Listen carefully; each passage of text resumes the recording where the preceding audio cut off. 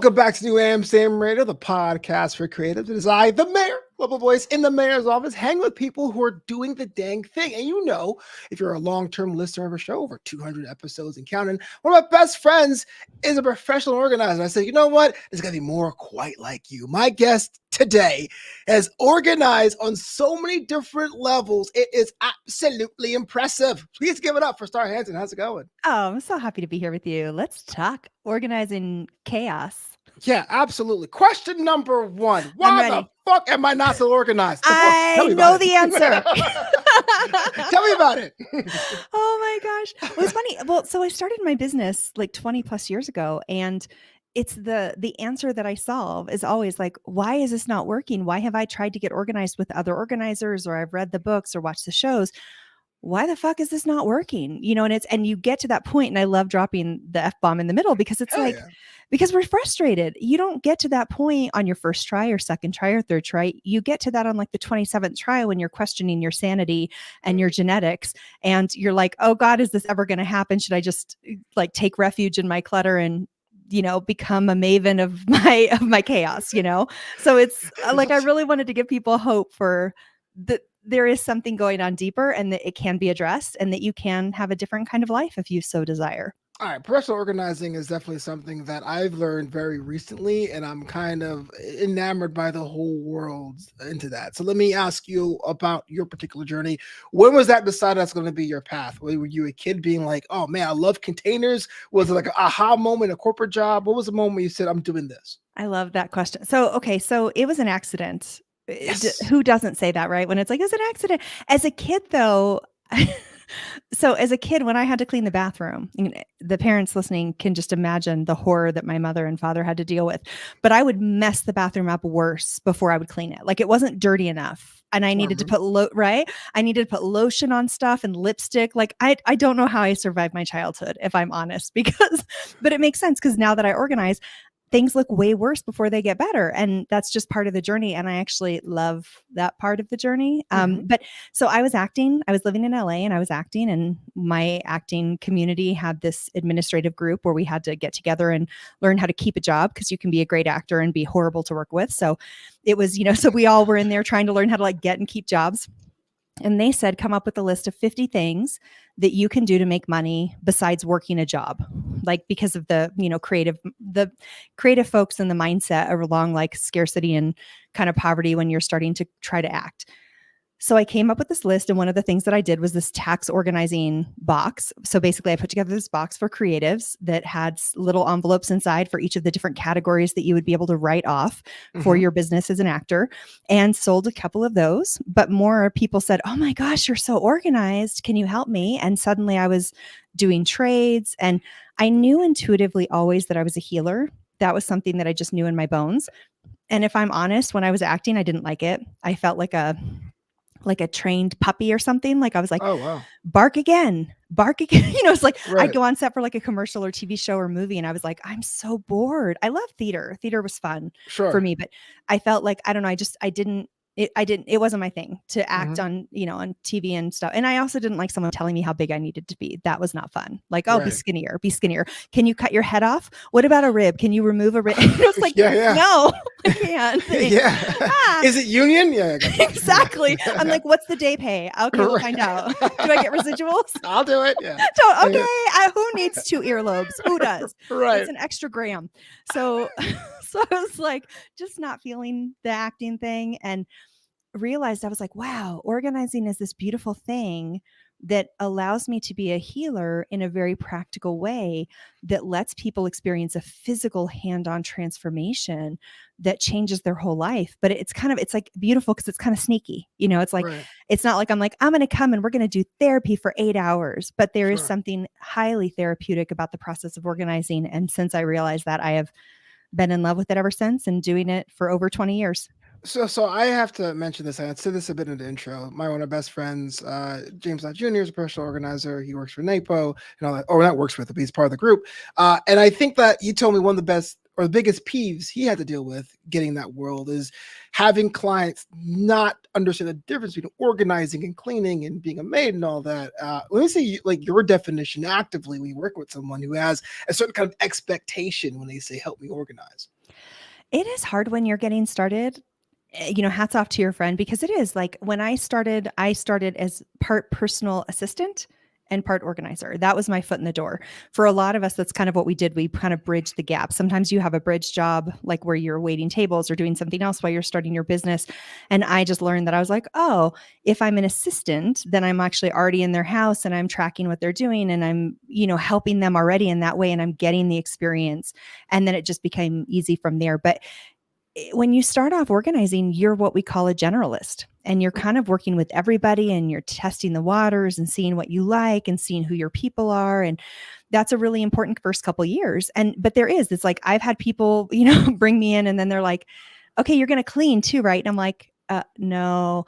And 20 years into my career, my level of clarity is so strong. If someone calls me and they're, one of the types of clients that I will turn down sight unseen is very, very wealthy people who want me to do it for them. I won't do it. I will refer that out every day of the week because I have a therapeutic approach. I'm here to help you understand the deeper cause of your clutter and to help you elevate out of that. Mm-hmm. Doing it for you while you're at work is not exciting to me. I don't actually think it's helpful either. And there's lots of people who are willing to do those kinds of jobs. So you learn as you move on. It's like, I'll even just on the phone call be like, okay, this is not my person. And all love to them, and I will refer them to 20 other organizers that I adore. But I know who I'm here to serve. And I feel like knowing who you're here to serve, you just get so laser focused. And then energetically, that's also kind of who you start to bring in because you're so clear. Wow. Yeah, absolutely. Probably not so much now, but I guess in the first couple of years, you're like, oh, this person is my person. I got these bills I got to pay. Yikes. Yeah. Oh, you get so excited. You're like, oh my gosh, I'll take that. You want me to organize your dead mouse collection? Oh, that sounds collection. What the? You'd be shocked. You'd be shocked at what I've seen, my friend. Oh my goodness. Yeah, for sure. I got pushed into entrepreneurship myself. I was totally fine with having the day job and moonlighting like Batman because I felt like it was my time when the night falls. Like that was my things to brood around the city. So I got to be a wedding DJ. Not got to be. I am a wedding DJ. And the first year, I did a lot of backyard weddings with people that promised to give me reviews at a discount and didn't work. And I was kind of like, what am I doing this for? I'm pulling my hair out. See, I'm bald as I say this. What's the point of this? But I really feel like to what you're saying that if you have a lane or a vibe or a style of clothing, a kind of song you like, people do seek you out. Can you describe what your clients are now? Is that a personal question? No, it's great. I mean, I work with badass women who feel like a hot mess, who cannot understand why their clutter won't go away. And these are people who are kicking ass and taking names in every other area of their life. And they're like, but why can't I get this one thing under control? Like, why is this not getting fixed, even though I'm applying X, Y, and Z, and I've read this and I've learned this and I've hired this person. And that's my job, is to help you figure that out, because my experience is that if you have recurring clutter that comes back over and over again, there is a way that it's serving you or helping you. And that's what's maintaining the clutter in your life. And so I help people figure out, okay, what is it doing? So a few examples, like during the pandemic, when people lost their money or their livelihood or couldn't access food, or people during the Depression who literally couldn't eat or didn't have food. It is very, very normal when you come from a period of scarcity to need physical objects around you to feel secure and safe and like your needs are met. So sometimes it's actually terrifying to declutter because you might need those physical objects to make you feel like you're going to be okay if it hits the fan again. For some people, they use it for protection. Maybe you don't want to have people over to your house, or the person that you live with doesn't feel safe and doesn't respect your boundaries. And so having clutter lets you hide things in plain sight, or having clutter lets you not have people over. But It's a great excuse. You don't have to say, I don't want you over at my house. You're just like, oh, sorry, my house is a mess, So that we use it for communication. We use it for security, for protection. We use it for as a communication. Like if you think about leaving weights in our living room, because we're like, oh, that's going to be the thing, man. Then I'm going to start working out. And we just trip over them every day. So, well, I'm on the hunt for like, how is your clutter serving you? And then more importantly, how do we get that need met without the clutter? Oh man, that opens up so many other kinds of question there, because then it comes like what is clutter, right? And what if someone goes, "Oh no, it's not clutter, it's my stamp collection that's on the Yes. ground," and oh, you can't move that. Everyone throws things out that belongs to me. I mean, that must be some kind of confrontational moments you must have. Flobo, I swear. And the people who seem the most disorganized from the outside have the strongest preferences. Oftentimes, people who are incredibly disorganized are disorganized because the structure in their head is too big for their hands to create. Like, it's not that they're actually a hot mess or disorganized, it's that they haven't had somebody sit with them and say, what are the systems that work for you? Because well, like even when I wrote my book, it's like I'm writing to one person, right? Just Mhm. like how we market to one person. You serve the person ahead of you. It helps you have that lens and that voice, but you may not fit under the lens that they've focused that book or that system or that strategy. Like, for example, I hate folding clothes. I do. It's not my favorite. I Just work. skip it. Just No, throw in the big exactly. ball. That's what I do. Totally. I'm an organizer. So with me, you're never going to get like a beautiful, I'm not going to teach you how to fold your towels into the shape of a swan. I'm going to be like, here's how you fold in 30 seconds or less. Like I'm going to teach you the fast, dirty version because I don't want to waste my life Yeah. folding clothes. I want to just put it away and get it done. So it's like knowing that. And I think the other thing too is most people didn't have someone genuinely interested in their process. Like most of us, we have strong memories of being told to like clean your room. Like, and they were always angry, right? It was always like they're pissed off Right. telling us to clean our room. And I don't have many memories of being shown how to clean my room or having been given patience when my room wasn't clean and how to manage that when life is busy or when I don't understand something or when I need a little support, And so part of it is just, it's like reparenting ourselves. It's giving each other a loving space to be a science experiment for ourselves of like, who am I and what do I want and what works for my brain and how can I evolve that as my world evolves and my life evolves. Yeah. Yeah. Well, in the DJ world here in Southern California, I started DJing in the wedding space in about 2015. And there was a DJ that was about 10, 15 years ahead of me, and he became a legend. And I mean that in the most notorious, nefarious way possible. We're talking about a guy that spiked the hair up, had like the button-down shirt with the cuffs and over some jeans, always came late to events, drove a BMW. And for years, a lot of venues didn't trust people from this part of town or the company I came up with because of that particular DJ. They became emblematic of what we did. Yeah. I ask you this, in the wake of the Marie Kondo effect of 10 and 15 years ago, did that affect your business negatively? Or is that kind of like a tool of saying, okay, that's a reference point, but I'm different because of this? So I loved when she came out. A lot of her philosophy is what a lot of us do. And this is why you'll get a lot of organizers who are kind of ticked off with her presence. And it's because she got this like huge claim to fame really fast and maintained it for a long time. A lot of us are saying the same thing. And I think some people are like, no, but I said that before her. And it's like, look, my friend, we're all saying that before her and we'll say it after her because it's true. And what if we just embrace the fact that somebody took our tiny little niche industry and blew it up? Like no one, there's never been another expert. And there's always someone who's in the big light right now, right? It's like right now it's the home edit. Before that, it was Peter Walsh. Before that, it was, Julie Morgenstern. There's always somebody who's like blowing it up. And your fame lasts 5 minutes or 10 years. It's not going to last forever. It is what it is. We're still making a career.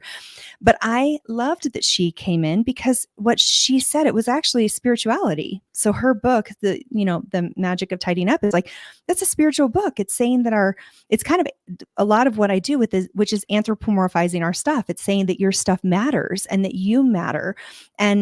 And your opinion and needs matter. And that's beautiful. Like, I think that's great. So I think more than anything, I think there was a huge uptick in the professional organizing field because suddenly someone had a name. There was like this other person getting national worldwide attention and people knew, oh my gosh, there's people who I can hire to do that. And then it just blew up. So I believe in Yeah. abundance. I believe that there's someone for everyone. I have clients who love the Marie Kondo method. I have clients who don't at all like the Marie Kondo method.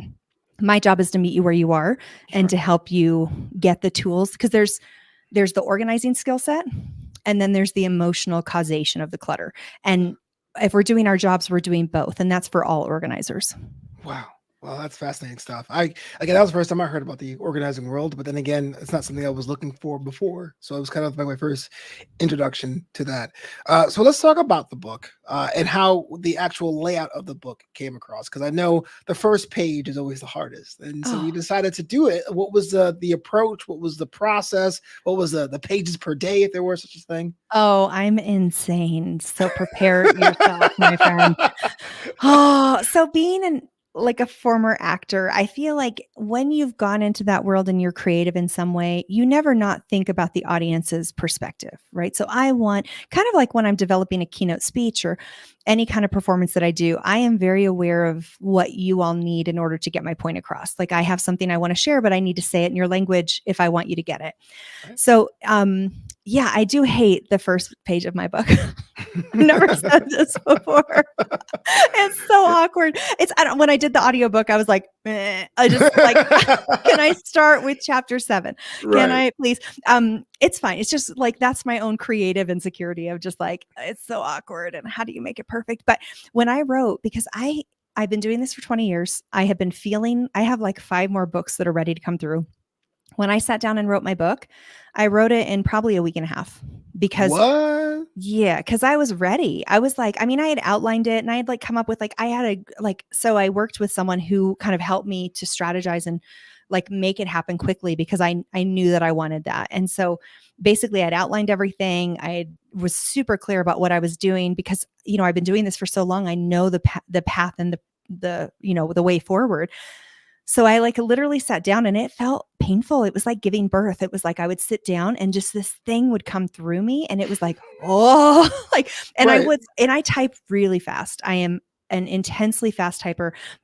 Typist. My mom was a secretary when I was growing up and I will never forget hearing the of Oh yeah. her hands on the keyboard and she is fast, man. And I always thought, oh, that's cool. That's like our version of the keyboard in my family. I was like, I want to play the typewriter. So Yeah. I'm really fast at typing. So like when I type, I just like literally I can like my hands just go faster than my brain even. And it's just like coming through me. And so yeah, about a week and a half. And then it went back and forth. And this is what I will say. So if anyone's thinking about writing a book, the one thing that I will say that is like a game changer, write it to one person. Better if it's a real person, right? Like not an assumed person, but like an actual human that's your ideal client or the person you're talking to. Ask them if they'll read it. Like I said to my friend, can I write you a book and will you Oh, read it? yeah. And so what was great about that is I'd write a chapter, I'd send it to her. She would give me notes. And I said, very honest notes. So she would like on some parts, she'd be like, oh, this made me panic and have to go into the living room and hyperventilate. This made me think you might be full of shit. And Yeah. and so what was great is when I would get that feedback from her, I wouldn't like rewrite everything. I would say, I know about now you probably think I'm full of shit. Right. That makes sense. And so it's like when people are reading it, they're like, you're talking to me Yeah. because I was talking to a person and I was talking to her and I got her authentic responses. And even if you didn't have that moment at the same time she did, the fact that I'm talking to you like I know what you're going through because I do know what you're going through is so powerful. So that's like the one thing I would say take away from it. I like the pro tip, but I wonder how you broach the subject. Like, listen, I'm doing a book about clutter. I'm running it about you. Can you Well, read she it? was a Like former what? client. Oh. She was like kind of a present former client and she loved it. I know it's like, it is kind of like, am I going to insult you? Like walking up to someone and Yeah. being like, would you like this weight loss book? Like I Right. have something for you. Right. Um, but she was flattered. She's like, wait, you want to write me a book? And I was like, I want to write you a book. And she's like, yes, I want you to write me a book. Yeah. So we laugh about this still because she's a dear friend and she's just like, oh, but I know you love that friend, but did you write her a book? And I'm like, I only write you books. I only Those write are you books, baby. true besties. So you said Yeah. a week and a half. We're talking about mornings and evenings. Was it all day? Was it just like power shifts? It was like, so I would sit down and because I had this outline, I would sit down and I would basically, so this was what the guidance that I was given. And I think I might do it differently next time. But how would I say this? So because it is so intense, you don't want to give yourself a week to write a chapter. Like that is just going to make you suffocate. Like it's too big to hold and it's just Play-Doh. You're going to just reshape it 1,000 times. It's just like no need. The first draft, they always say it's like, write a shitty first draft. Sorry. And I hope that your podcast is blue because I am It is dropping. now. No, It is everyone. now. I know. It's like I'm dropping it. You dropped that bomb at first, and I thought, oh, good, my sailor mouth can come out. So I'm Yeah. sorry if you're listening. No, I it's do all have a side. professional side. She's not here though.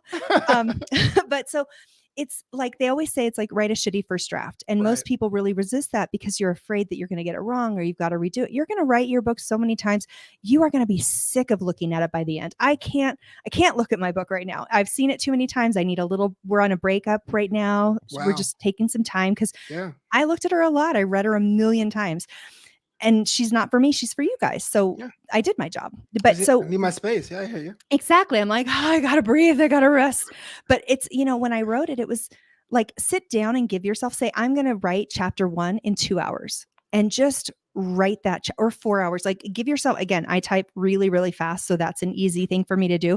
But you might say, I'm gonna give myself 1 hour, 2 hours, 4 hours to write this chapter. Sit down and do it in one sitting. Like have an outline before of kind of what you want to cover, the main like 5 to 7 points you want to cover, and just sit down and like get it out of you, because from there, then you have something to work with. Then you can kind of play and you can evolve and shift and you can see what it's like.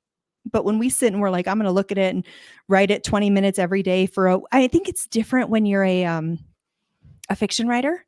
I think they have to be in the mood and they have to play. I think that's different. But when you're talking self-help nonfiction, we know our stuff. I mean, like there's not like, I know I'm going to tell James's story and James's story isn't going to change because James's story is true. So I have to just say James's story. And then I have to show the statistic. And then I have to tell the story of my personal life. And then I have to share this pearl of insight. So it's like, those things are pretty standard. Like there's not, so my recommendation is just like getting it out. So yeah, I would basically show up and I would work maybe 8 or 10 hours in a day. And I would just like sit down and I'd set my timer and I would like vomit out a chapter. And then I would get up and walk around the block or go drink some water or something, come back, pop out the next chapter, go do my thing, go pop out the next chapter. And it was a lot. And I had to like cancel some social engagements and stuff because I was like exhausted by the end of the day because that's so intense. But that's also why I wanted to do it very intensely, because that intensity does not diminish just because you expand the length of time for me, it didn't, if I had taken 2 or 3 weeks to write it, it wouldn't have made it easier. It just would have extended my pain. And that's like also how I deal with my anxiety. When I feel stressed, I will overperform and produce early. I'm not a last minute person. I'm like oh, it's due on the 15th. Here it is on the 2nd, because I just want that anxiety out of my body. Yeah, I'm just bring it. Sometimes my to-do lists are like 32 things. Are like, all right, bring it on. You know what I mean? That's kind of thing. In my experience on this show, so it's very, very small. The authors we've had on both nonfiction and fiction have different creative processes, not on the genre, but just on the person. So I'll have fiction writers who are very much like regimented. I'll have nonfiction writers who wait for the experience. So like there is no wrong or right way. But it's funny you mentioned the analogy about childbirth, because that's how I felt when I wrote my last book. So for me, I was a fiction writer, but during the pandemic, my last fiction book didn't sell, so I was going to quit. I was going to quit by doing one last nonfiction book. It was called Graduation Day. And of course, it became the most high-selling book ever written. But what I'm saying is it felt like childbirth. It was like, I'll never do another one again. And then 6 months later, you're like, it's the only book I have. Maybe she gets something to play with. I want another book. And it's like, what am I doing? You hated it. Why do you want to go back and do it again? But it feels, it's like it's funny. I'm working on a keynote right now. And it hurts when you are birthing these, because it's not a small thing. To stand on stage for an hour and speak to people is not a small thing. To write, a 12 chapter book is not a small thing. This, even though I don't know if you feel this way, but I don't feel like I have a choice. This thing calls me and it requires me to act on it, and it will keep tapping on my shoulder until I listen to it. So it does. I don't feel like I have a choice. I feel like it's mine, and it's mine for it to come through me. Not that I possess it, but I birth it through, and then it belongs to the people who received it. Yeah. Like my book doesn't belong to me anymore. It belongs to everyone who's reading it, and that's their experience. And but there is like it's real, like it's so intense. And I think like I said, I have 5 more books and they all kind of roll through, and they will just keep talking to me. And I'm telling you, I'm still tired from baby number 1. Mama wants a vacation, man.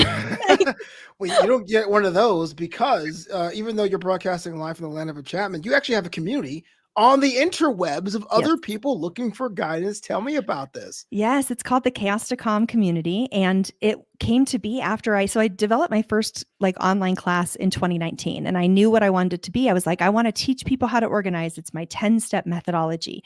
And I did that class. And then I was like, oh God, that's not what people need.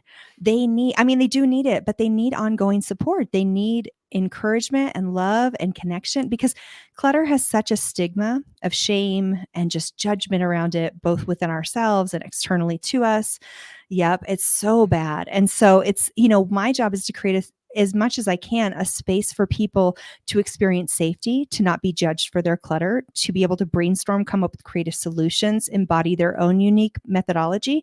But I was like, yeah, people don't need a one-off class that they take, or maybe take a quarter of and then never look at again. They need ongoing support to remind them there's nothing wrong with you. And clutter is not proof of your defects. Clutter is proof of your genius. And I'm not going to run for the hills screaming when I see your physical spaces. And you don't even have to show me your spaces. Do it on your own terms. Like, when else do people say do it on your own terms? Like, never. It's like, oh, get organized. Like, when people come into the community, there's an interesting pattern that goes on. They come on, they're terrified. They're like, I do not want to show anyone my stuff. No, thank you, please. And so they stay kind of quiet and they keep their camera off, and then slowly they turn it on and they'll start to ask questions or share their experience. And then a few months in, they're like, but I'm not doing anything. I'm coming to the class, but I'm not doing anything. And then a little bit after that, they will have this avalanche of accomplishment, because we, in our hustle culture world, we think we are only qualified and productive and powerful when we are acting. And that is totally not the case. Like, you need to be educated. You need to calm your nervous system down and know that you're safe. You need to make sure, like, when you walk into a room, you need to make sure that there's no one else in there who's going to attack you.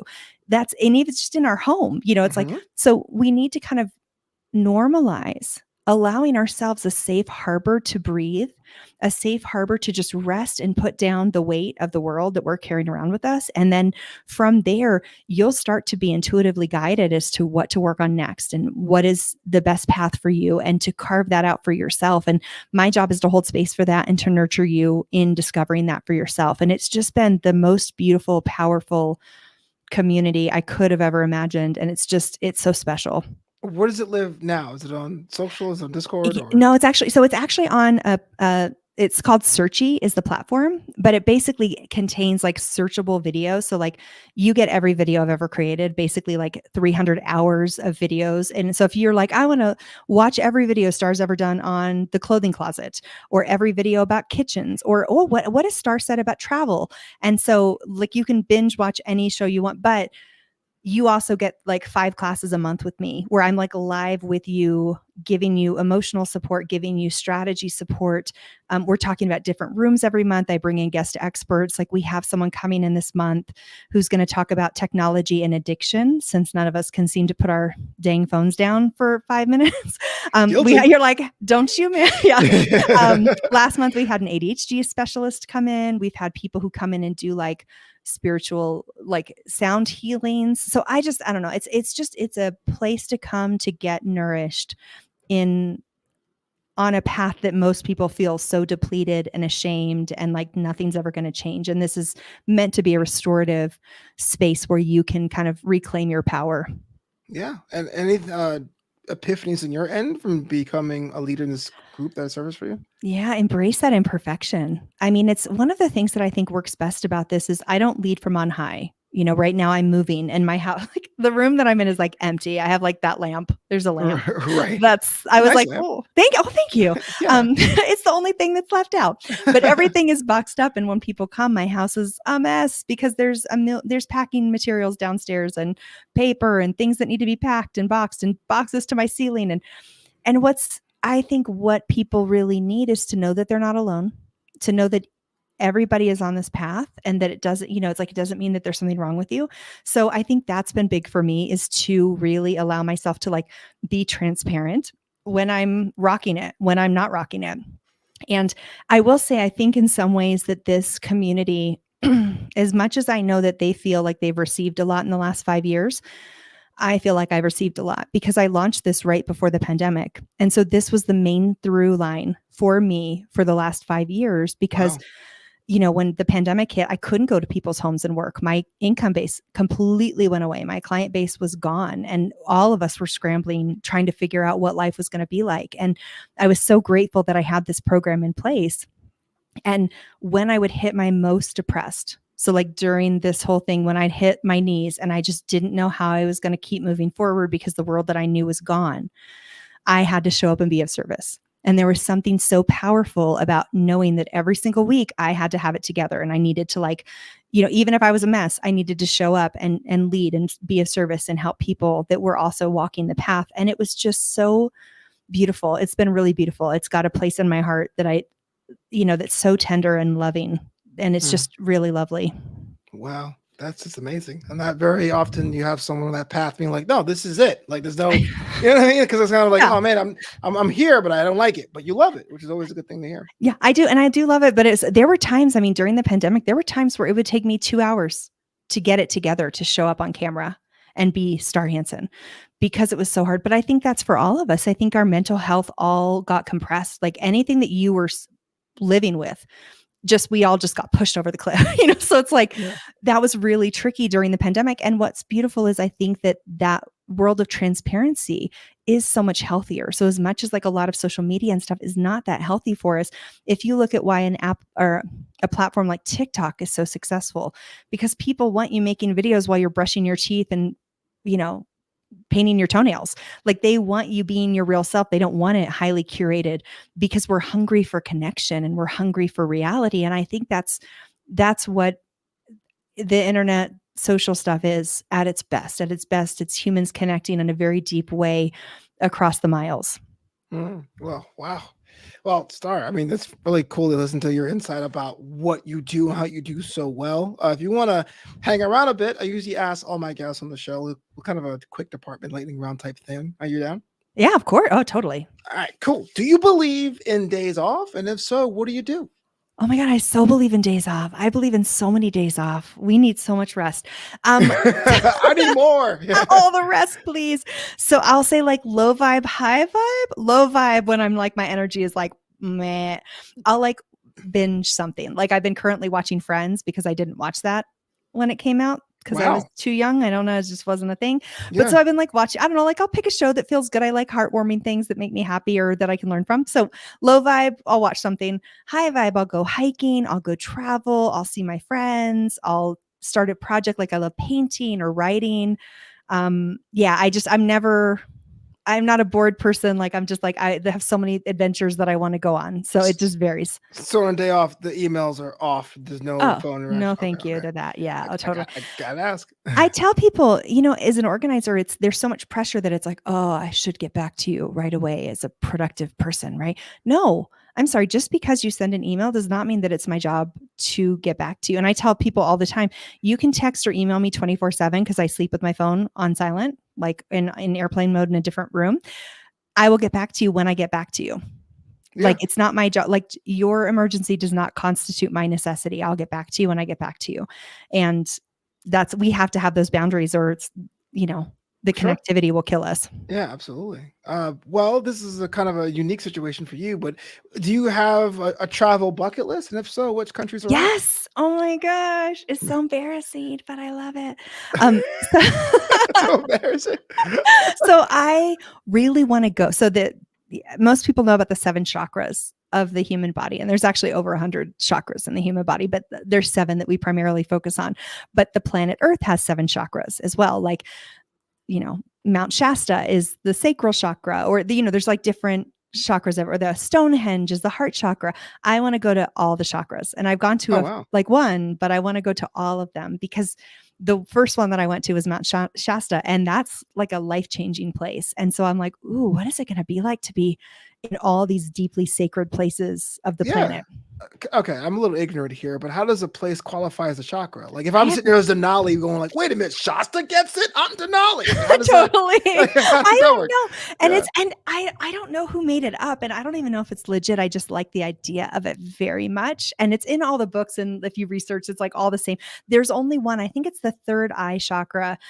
that is supposed to move around. So that one like Okay. changes. And so there's a lot of controversy as to where it is and what it is. But yeah, I don't know. And when I've gone to these places, because I've gone places like Sedona or like I live in Santa Fe, and these are considered very spiritual places. And I do have spiritual experiences, but like Shasta knocked my boots off. I was Right. like not prepared for the magic that, because it's one of those places that like your GPS will just stop working.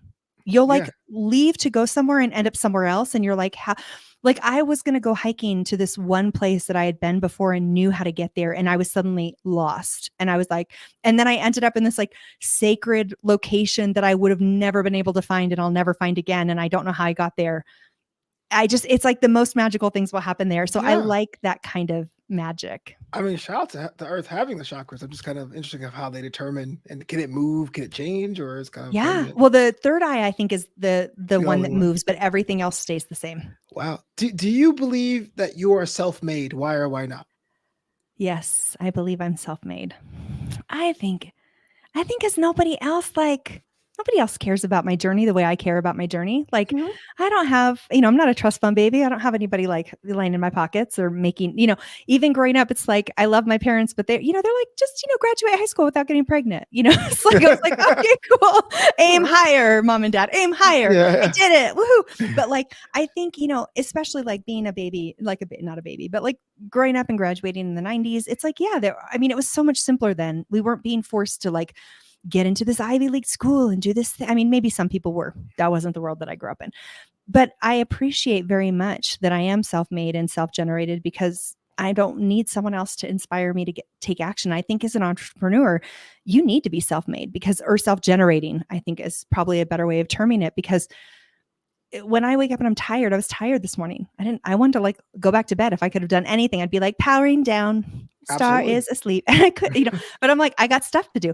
And because I care so deeply about what I do, being self-generating is very helpful and powerful because it's just, I don't know, Yeah. it makes the world easier. But yeah, it's for sure. Fair enough. And lastly, your favorite junk food if you have one? Ice cream. I Okay. don't even have to think about it. I'll make you ice cream. I love like weird flavors of it, like basil lemon, or like, Okay. I don't know, It's like not that weird. I mean, I live in Los Angeles. This salt and straw that has like so many lavender and thyme I and stuff. so I can do salt and straw, but there was a place that was on Melrose near Martell that has been shut down since, and that made there was a was it a lemongrass ice cream? And then they did a basil olive oil that was it's the best ice cream. And I'm an ice cream connoisseur. I will eat it anywhere that I can. I love it. I'm like when I went to Italy and they eat gelato for breakfast, I'm like, these are my people. Like, Yeah. yes, Very cool. yes. But like that place was so amazing. And the guy shut down and closed because like Salt and Straw would have a line out the door and his would be empty. And personally, I thought his was so much better. Sure. But like, I don't know. So I'm like an ice cream snob, but okay. So you're kind of sir. Are you a more snob or more egalitarian? Like, can you deal with like dollar ice cream, or is it like, oh no, I have a palate? So I have rules. Could you want my rules? It's like they're kind of weird. So how it's like anyone who has stuff with food, we have these very random rules. Like, so okay, if I am in a happy, good place, I want Hopefully. like small batch happy ice cream made with love. I want like small batch. Someone has made it. They have a lot of passion for it and they've created it with a lot of creativity and joy and love. That's what I want. And I will eat that happily. If I'm in a sad place, I want Haagen-Dazs, and I specifically want 2 flavors. There's only 2 flavors that I want, and I cannot eat them with other people. I want to eat them alone. If you're with me, it just doesn't hit the same. That's my sad. But then I have like ice cream that's like Rite Aid ice cream, like black cherry ice cream. Yeah, thrifty. Oh my God. Yeah. Like I need that that's when I'm a child, put me back in. Like that's right. So I have like, I don't only need artisan ice cream. I have space in my life for like these other things. But if I do eat an ice cream, and even some of these are like organic ice creams, if there's a lot of fillers and crap in it, I can't. Like I'll take a bite and my body will be like, nope, hard pass. Cause it can taste all the funkiness in there. So I don't know. So I got a lot of rules. I got to ask, as a Brooklyn native, and Haagen-Dazs is from Brooklyn, what are the 2 flavors that you like? Okay, so the 2 that I go for are dulce de leche and peanut butter chocolate. Not bad at all. No, Okay. not bad. But Yeah, it's funny yeah. because I'm always like, like, I'm not a big chocolate person. I'm not like a wine person or a chocolate person, which Oh, is okay. most women are like, I love my chocolate. And I'm like, I don't, except when it comes to that ice cream. Sure. Except like I have unique exceptions to it, but I'll always eat like caramel over, like caramel is like my chocolate. My Yeah. chocolate is caramel. Yeah. Absolutely. Yeah. I know there What's used to be Haagen-Dazs. Well, there used yeah, to be a what's your favorite? Haagen-Dazs like store over there by King's Plaza at the end of Flatbush Ave growing up, and Yeah. they made their own version of Guinness. It had almost like a Oh, Guinness Irish whiskey stout kind of thing. It was like their rum raisin without the raisins, and it was really yeah. really nice. And coffee was a good one. My mom, when she had the ruling fist of our ice cream choices, was Yes. butter pecan. So I Yep. can't take that anymore. I've Oh, had no. butter pecan to save my life. Hard Uh, pass. yeah, hard pass. But I would say now I'm a big Cherry Garcia fan. Ben and Jerry's when I Yep. tend to do that, and then another New York brand that moved out here, Van Leeuwen or Van Leeuwen, Yeah. out here in Culver City too. So kind I of love it. I know it's like, I don't know. And actually, and I don't know if this is real or not, but there was like some study that was done recently that basically talked about how when you eat ice cream, it doesn't metabolize the same as like other junk food because it brings so much joy. And I don't oh know if this is real or not, but I don't need it to be real because I have confirmation bias and it aligns with my personal beliefs that ice cream is only good for you. yeah, I'm with it. Like even the weird ice cream, like sometimes I'm like on this weird diet, not weird diets, but I'm trying to get the carb smart stuff. Like Yeah. having it with cookies is still better than not having it at all. So like Yeah. I'll take compromises. Well, and how many thousands of years did we as humans live without the ability to refrigerate things or freeze things? So I think we're all just still giddy and high from like being able to freeze things and Yeah. have it at this like whipped consistency. Like it's like we went millennia with just Yeah. like raw fruits and vegetables, maybe some fire, maybe some animals if we were lucky. And now we're like, oh my gosh, put it in the freezer, whip it up. Like, are you kidding? I will whip anything. I want to like, I whip up cottage cheese. Oh, that makes it taste like that's like lunch ice cream. That's Yeah. like I put that on toast and I'm like, I've never been happier. It's like that scene out of Wonder Woman. Like you must be so proud. She had the ice cream cone. Oh my god. Yes. Oh my God. I'm still proud of humanity for inventing ice cream. I'm not gonna lie. I'm happy So, every time I have it. so random. Well, Star, thanks so much for being on the show. I appreciate hanging with you and talking junk food. Now I Oh. might get some ice cream after this. From I same. my I'm parents. thinking about my freezer and if I have any right now. I'm I, like, Flobo, this was so fun to talk to you. I want to chat forever. So thanks I for having me on. same here. Just learning more about not only what you do, but how you got there, which is fascinating. But if someone's listening right now and they want to like contact with you or maybe even book you, how they go about doing that? Absolutely. Well, I want to offer your listeners a free copy of my book, Why the F Am I Still Not Organized? And they can download that for free at starhansen.com/podcast. And that's star, STAR, Hansen, HANSEN.com/podcast. And they can download that. They can learn more about the Chaos to Calm community and get in touch with me. Oh man, that's gonna be a lot of fun. I gotta read it too, because I mean that's the best way to start a show ever. So Right. well, Yes. I know 24 is a big year for you. So good luck on everything you're working on. I'm not sure how much you're working on, but it seems like a lot. All the So things, Flobo, all of them. At one time, I'm tired already, and it hasn't even been 3 months, 4 months. What day is it? when things are settling down, if they ever settle down at all, give me a call to have you back on the show. I would love that. Thanks so much. Thank you.